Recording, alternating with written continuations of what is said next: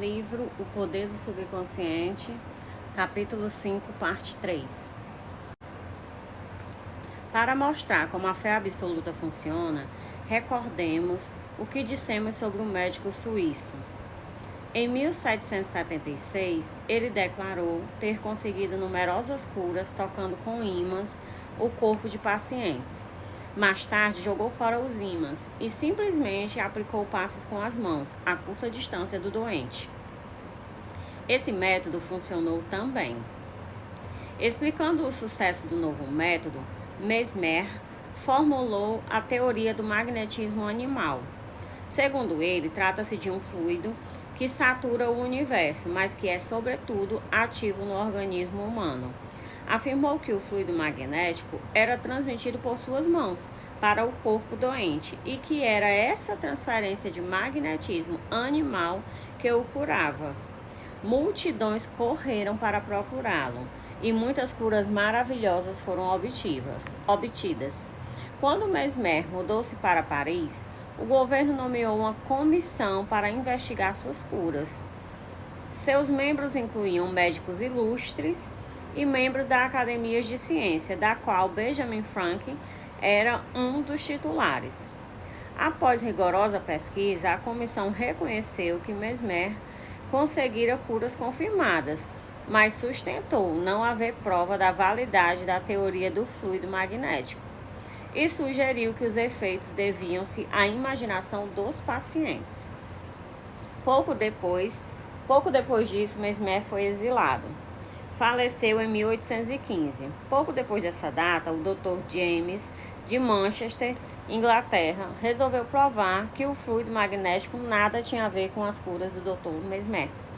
Descobriu que pacientes poderiam, através da sugestão, ser induzidos a entrar em transe hipnótico, sono hipnótico.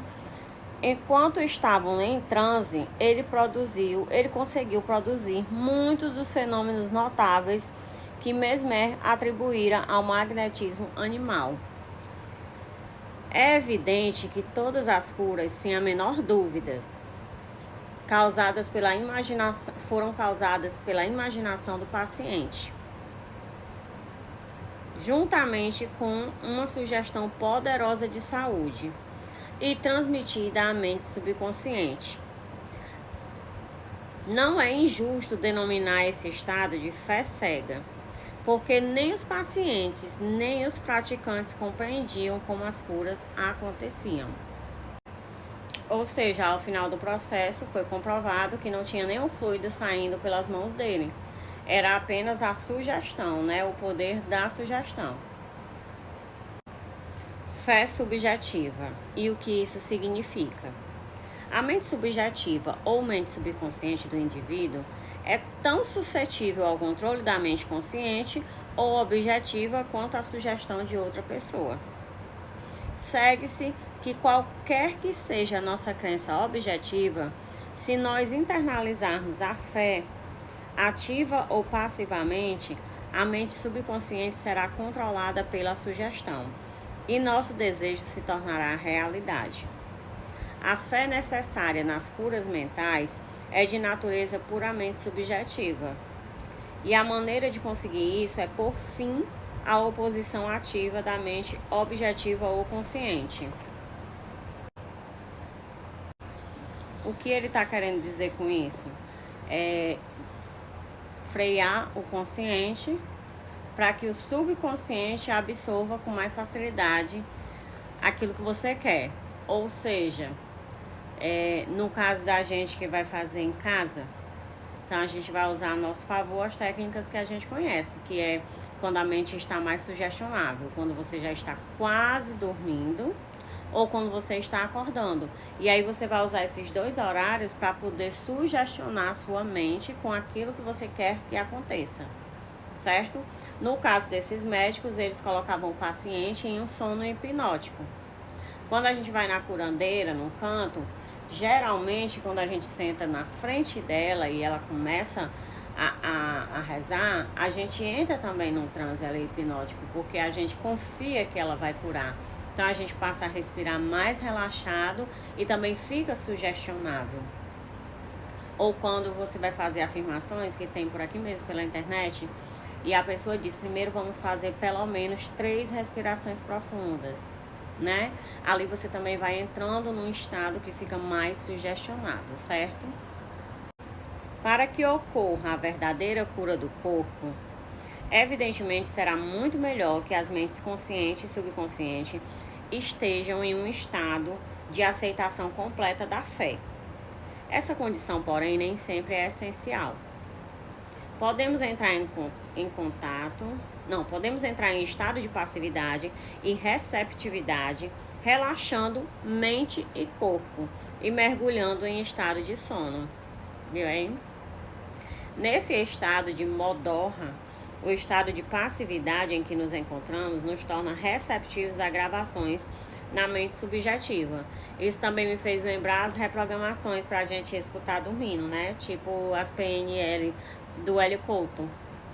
E aí tem gente que fica, mas eu vou dormir. Não, pode dormir mesmo. É pra escutar dormindo mesmo. Mas como é que escuta dormindo e escutando?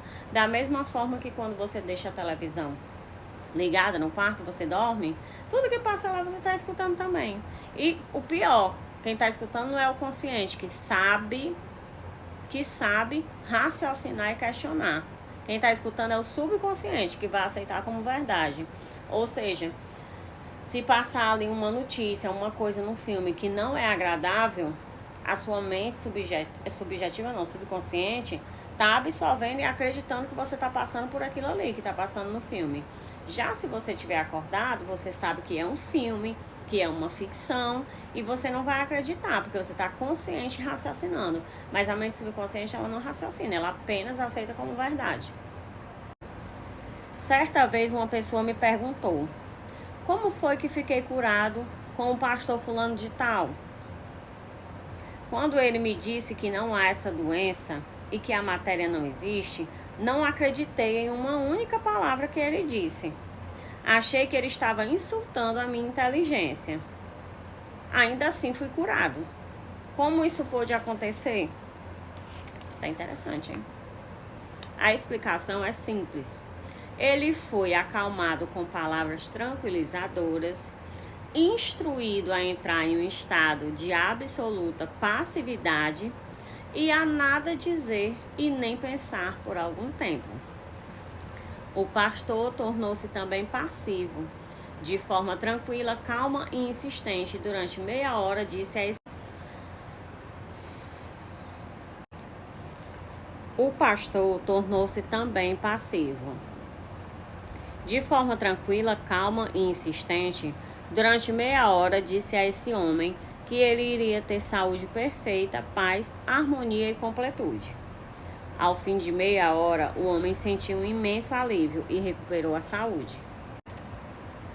É fácil compreender que a fé subjetiva dessa pessoa tornou-se realidade devido à sua passividade sob o tratamento e as sugestões de saúde perfeita que foram transmitidas à sua mente subconsciente.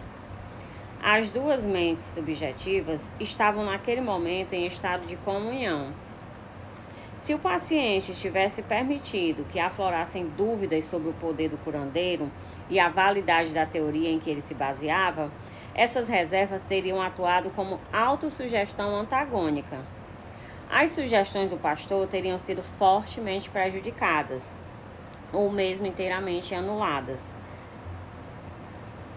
No estado sonolento de modorra, contudo, a resistência da mente consciente foi reduzida ao mínimo. A mente subconsciente do paciente tornou-se receptiva às sugestões do pastor e desempenhou suas funções de acordo com as sugestões recebidas, disso se seguindo a cura. Ou seja, em estado de sonolência, o consciente foi freado, que era o consciente que não aceitaria as ideias do pastor, e o subconsciente que aceitou, ficou passivo e aceitou, no estado de sonolência. Mas se em algum momento ele tivesse ali recuperado o consciente e tivesse duvidado, já não teria tido o mesmo efeito. Mas como ele estava em estado relaxado, sonolento, ele ficou passivo àquelas sugestões. Então, é isso que importa, na verdade, porque se você estiver consciente, o que você acredita vai interferir de alguma forma.